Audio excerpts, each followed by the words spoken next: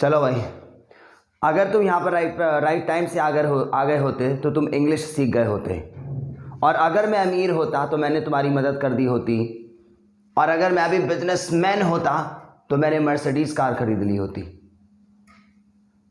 अगर तुम दिल्ली आ गए होते तो तुम एक बिजनेसमैन बन गए होते, और तुमने ये चैप्टर लिख लिया होता तो तुम्हारी समझ में आ गया होता। कितने सारे एग्जाम्पल ये वाले होते हैं देखो हमारे सोसाइटी में।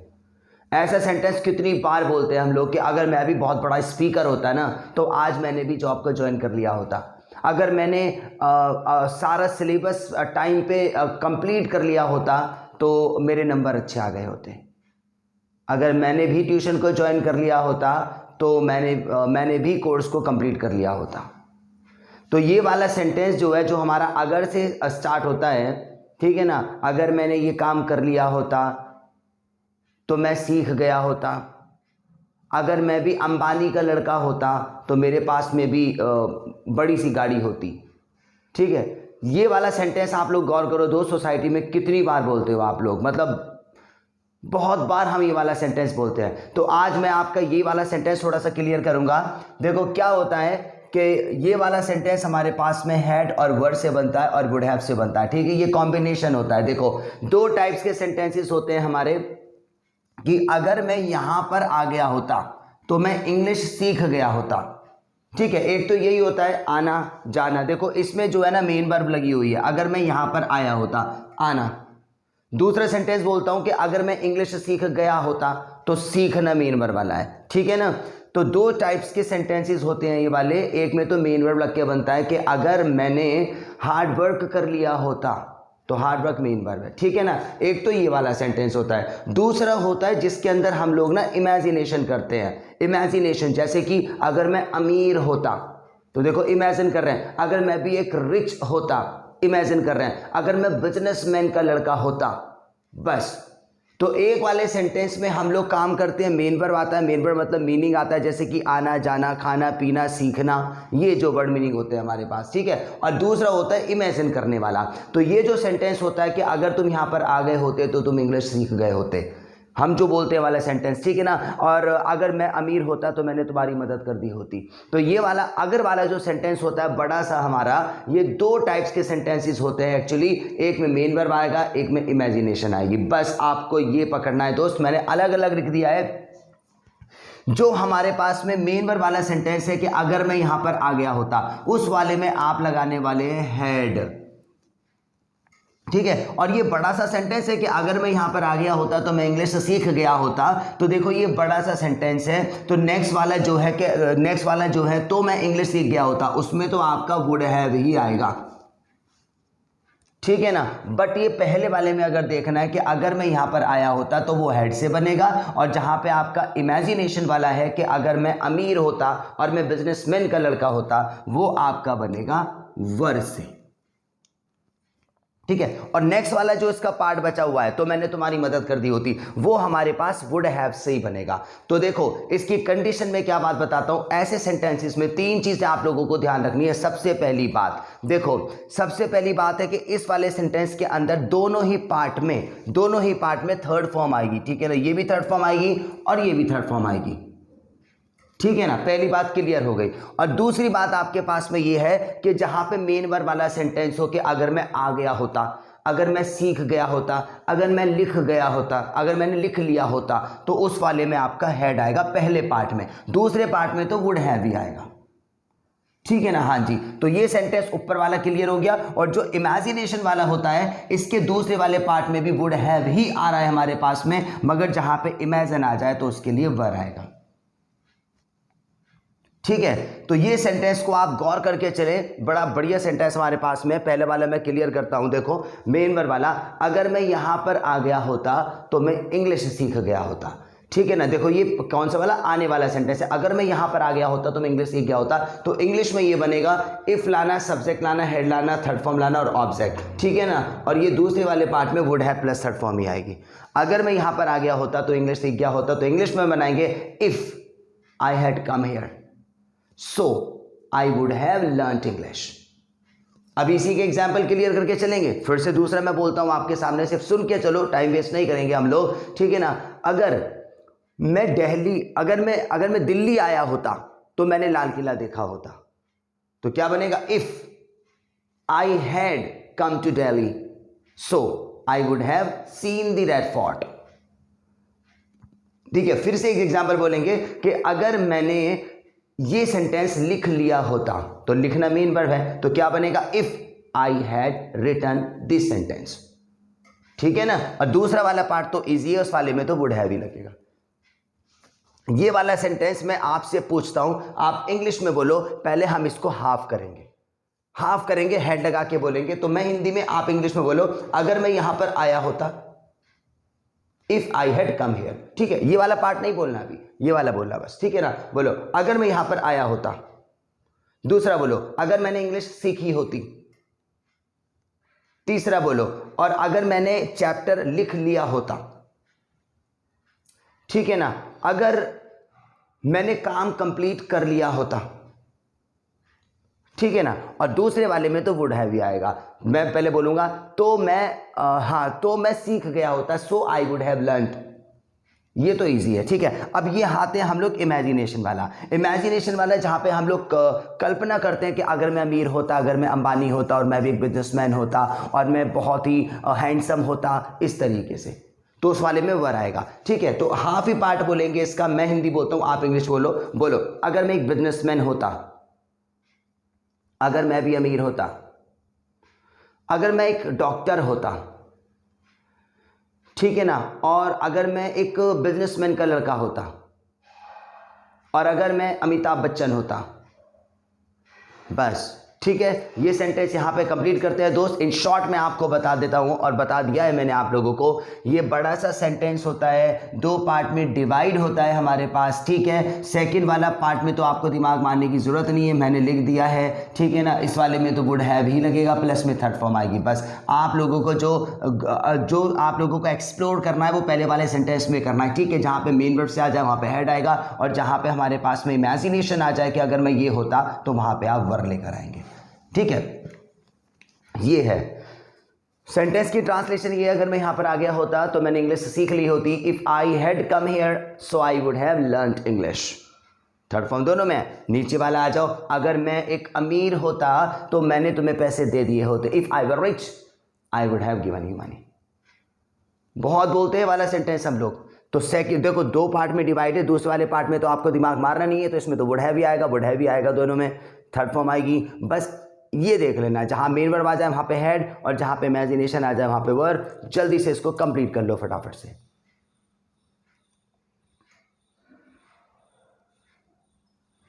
ठीक है, और ये वाले सेंटेंस से हम लोग बिल्कुल भी भाग नहीं सकते। आप ये देखो कि बोलते बोलते कितनी बारी वाला सेंटेंस बोलते हो। ठीक है, पहली बात तो हम लोगों को ऊपर वाला ही नहीं आता कि हम लगाएं क्या। इफ के बाद में हमारी गाड़ी अटक जाती है कि हम लगाएं क्या। ये ऑलरेडी अटपटा है हमारे पास में कि हेड लगा के बनेगा, कि अगर मैं यहां पर आया होता, if I had come here. ठीक है ना। और ये दूसरा वाला और कंफ्यूजन क्रिएट करता है कि इमेजिनेशन में क्या लगता था। तो दोनों मैंने आपकी आज क्लियर कर दी। एक बार देखोगे तो कंप्लीट हो जाएगा। जल्दी से आपने अपने उसको लिख लिया। अब हमारे पास में वोकैबुलरी की बारी है।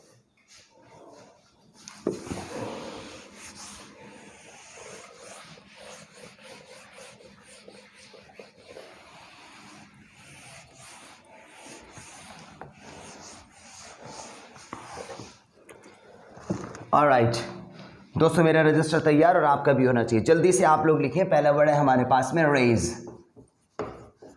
और रेज माने होता है उठाना, और हेल्थ माने होता है देखो रुकावट डालना। रुकावट डालता है कोई भी काम में, या हम लोगों के पैर में अड़ंगी क्रिएट कर देता है, तो बात वही है। अगला है शेड माने होता है गिरना। फिर होता है स्लैश, देखो जोर के झटके से काटना, एक बार में काट दी उसकी गर्दन, ये वाला सीन है। ठीक है, और बर्डन तो हम लोगों को पता ही है। बर्डन माने होता है बोझ। ठीक है, ये तब कुछ भी भारीपन हमारा।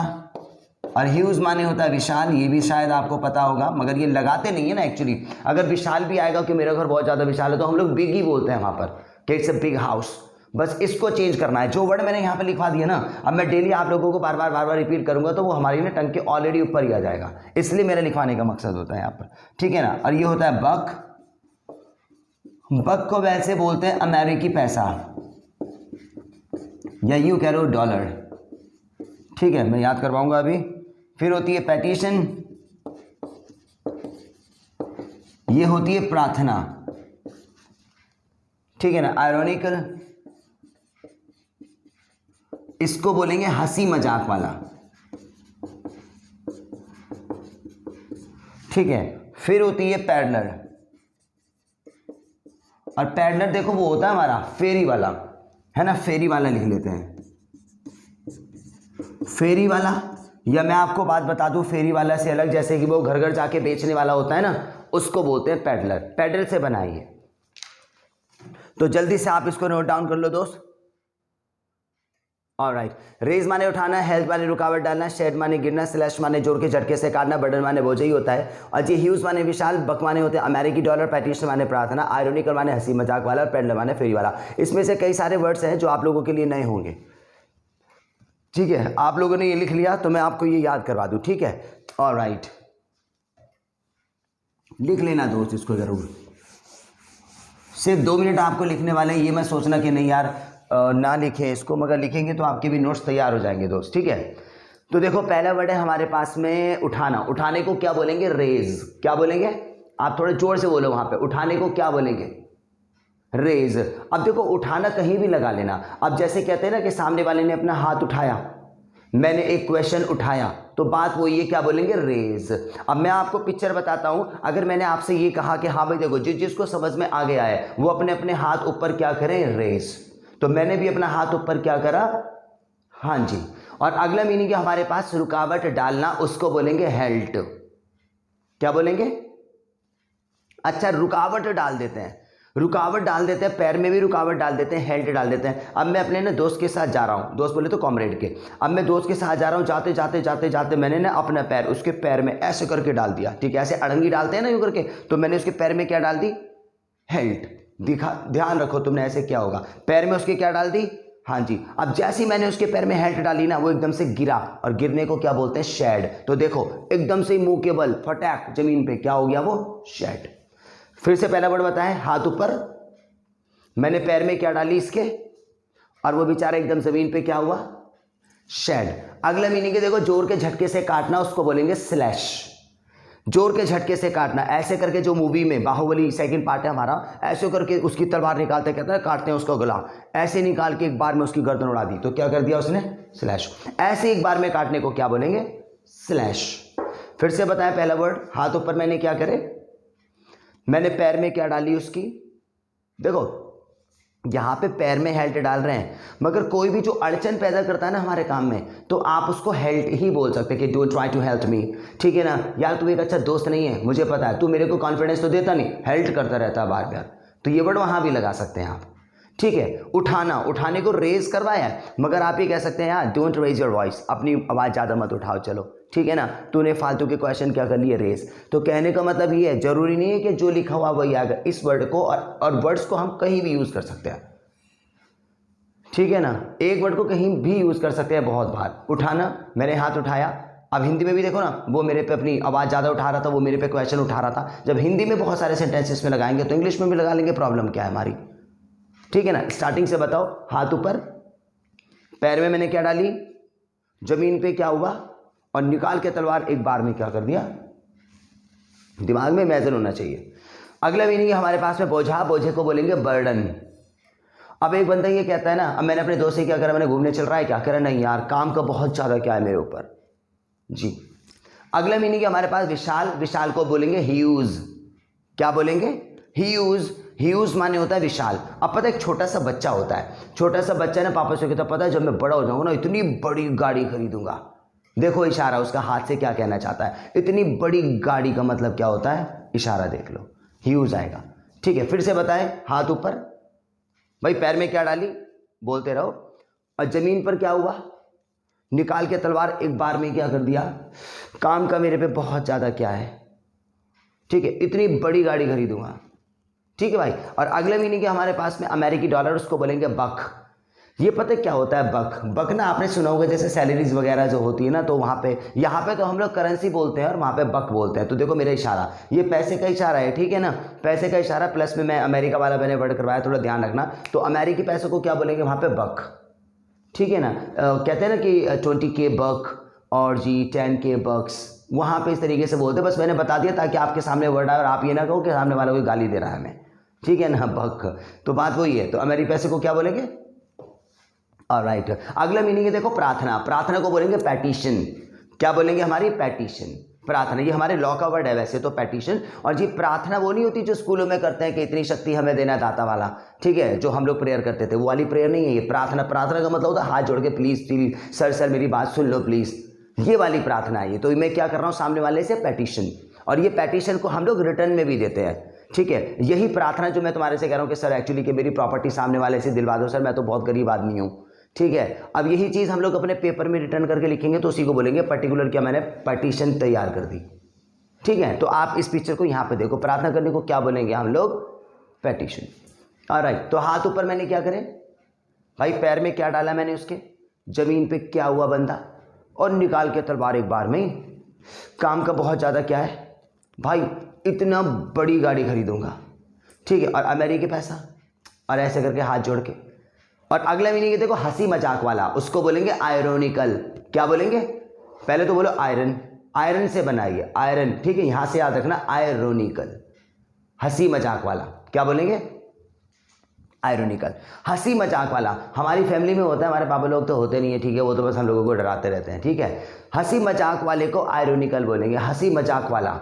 कोई भी ऐसा बंदा है हमारा, जैसे हमारे फैमिली के अंदर हमारे कोई भी रिलेटिव्स वगैरह हो गए, या हंसी मजाक वाला। मैं तुम्हें बात बताऊं क्या है, एक फेमस हमारे पास में शो है, ये कपिल शर्मा वाला शो है, ठीक है। स्टेज होता है यहाँ पे सेलिब्रिटीज़ भी आते हैं, वो भी आते हैं, और मिस्टर गुलाटी भी आएगा, उसका तो कैरेक्टर ही मस्त है, ठीक है भाई। और ये ऑडियंस बैठी होती है सारी, तो एक ना हंसी मजाक वाला एनवायरनमेंट क्रिएट हो जाता है वहाँ पर, ठीक है। तो आप देखने की कोशिश करो, मैं इस वाले मीनिंग को ना ये कपिल शर्मा शो से कुछ करवाऊंगा आपको, हंसी मजाक वाला। वैसे तो वो बंदा ही आयरोनिकल है, हंसी मजाक वाला है, आप उसको ही डायरेक्ट कह सकते हैं। तो देखो ऐसे करके ऑडियंस बैठी है, यहाँ पे वो भी बैठा हुआ है, तो हमारा एनवायरनमेंट कैसा है? बिल्कुल आयरोनिकल।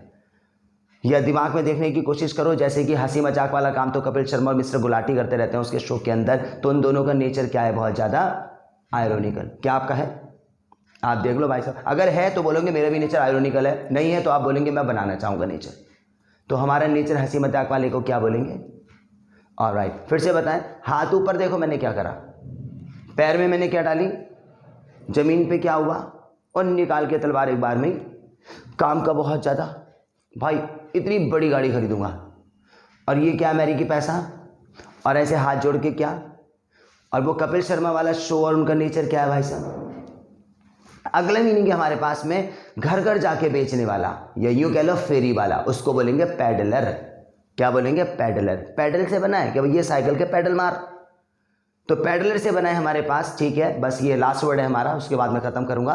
तो घर घर जाके बेचने वाले को पैडलर बोलेंगे। और घर घर जाके बेचने वाला, दिमाग में इमेजिन करो, आपने देखा होगा कि लेडीज होती है ना, चाय पत्ती वगैरह बेचती हैं, अब वो घर घर पे जाएंगे, टिंग टोंग, ठीक है, मैम शैम्पू ले लो, मैम चाय पत्ती ले लो, मैम इसके साथ ग्लास फ्री है और ये फ्री है। तो वो कौन है? जो हमारे घर पर आते हैं ना ऐसे करके बेचने वाले, टूथपेस्ट वगैरह, क्रीम वगैरह, तो वो कौन है भाई? पैडलर। या हमारे घर पे फेरी वाले बहुत आते हैं, क्या बोलेंगे उनको? बस फिर से स्टार्टिंग से लास्ट बार बता दो। हाथ ऊपर क्या करा मैंने? पैर में क्या डाली भाई सब? क्या हो गई? और एक बार में क्या कर दिया? और ये काम का, इतना बड़ी गाड़ी खरीदूंगा, ये क्या है? और ऐसे करके, ठीक है ना। और कपिल शर्मा वाला शो बोले तो कैसा नेचर है उन लोगों का, ठीक है। और टिंग टोंग, मैम शैम्पू ले लो, ये ले लो और ये ले लो, ठीक है। तो ये सारे वर्ड्स करवा दिए, शायद मैंने कुछ मिस करा है ना, हेल्प भी हो गया, बग भी हो गया, पर नहीं सारे करवा दिए दोस्त, है ना। तो ये हमारी वोकैबुलरी हो जाती है, वोकैबुलरी मैंने करवाई। अच्छा एक्चुअली क्या है कि डेली क्लास के अंदर मैं अपनी वोकैबुलरी पीछे से सुनता भी हूँ दोस्त, ठीक है। मगर ये है नहीं, ठीक है, डेली वोकैबुलरी करवाते हैं, एक बहुत अच्छा सेंटेंस भी करवाते हैं। मैं आई रिपीट माई सेंटेंस, यहाँ पे लिखा हुआ नहीं है सेंटेंस। मैंने आज आपको इससे पहले वोकैबुलरी से कौन सा करवाया? अगर वाला। देखो कितनी बार बोलते हैं कि अगर भाई मैंने आपकी क्लास पहले ज्वाइन कर ली होती ना तो मैं स्पीकर बन गया होता। एक तो ये होता है, और एक होता है इमेजिनेशन वाला, अगर मैं डॉक्टर होता, तो मैंने पैसे कमा लिए होते। ठीक है, बड़ा सा सेंटेंस है ये। ठीक है, तो भाई जहां पे आ जाए इमेजिन, अगर मैं अमीर होता तो वहां पे तो वर लगाओगे पहले वाले पार्ट में, इफ आई वर रिच। दूसरे वाला पार्ट जो उसका होता है उसमें तो वुड हैव ही लगाओगे, हर किसी में लगाओगे। और दूसरा वाला जो होता है जिसमें हमारे आना जाना होता है कि अगर मैंने वर्ड मीनिंग लिख लिए होते तो मैंने इंग्लिश बोली होती, तो लिखना। इस वाले में हैड आएगा पहले पार्ट में, दूसरे वाले में वुड हैव भी आएगा।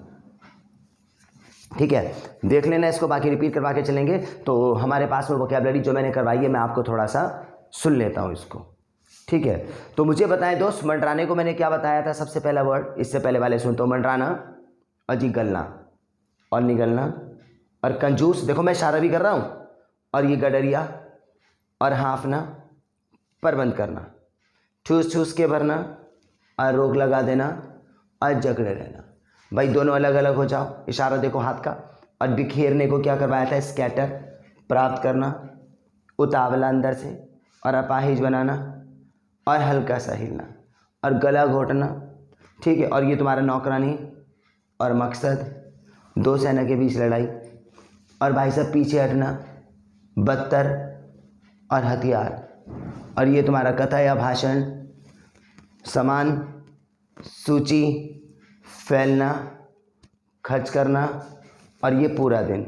ठीक है, आराम, और ये संकेत, थकान, बढ़ाना, लापरवाही, देरी करना, और ये स्टेज, आवाज़ कम, लड़ाकू, बस जाना, और प्रभाव, असर है ना, बस नहीं डॉगी वो असर माने मतलब इम्पैक्ट, और कुचलना, और ये भड़काना, चिंतित, दुश्मन, पक्का साथी, निराशा, और ये गरीबों की बस्ती, मजदूर, आनाकानी और गवाही। और आज करवाया वर्ड उठाना, भाई रुकावट डालना और गिरना, जोर के झटके से काटना, बोझा, विशाल, अमेरिकी पैसा, प्रार्थना, और ये आपके पास हंसी मजाक वाला एनवायरनमेंट, और घर घर जाके बेचने वाला। ठीक है, बस ये मैं आपसे रिपीट भी करवा लेता हूँ वोकैबुलरी। अभी तो मैंने मुझ से बोला भाई साहब, ठीक है, मैंने बोल के बताया कि हाँ जी मंडराने को बताओ, गलने को क्या बताओ। अब मैं नहीं बोलूँगा, मैं सिर्फ इशारे करूँगा, समझ जाना। जैसे इशारा आज का क्या बताओ, हाथ ऊपर, पैर में, यार मैं फिर बोल रहा हूँ, ये बताओ।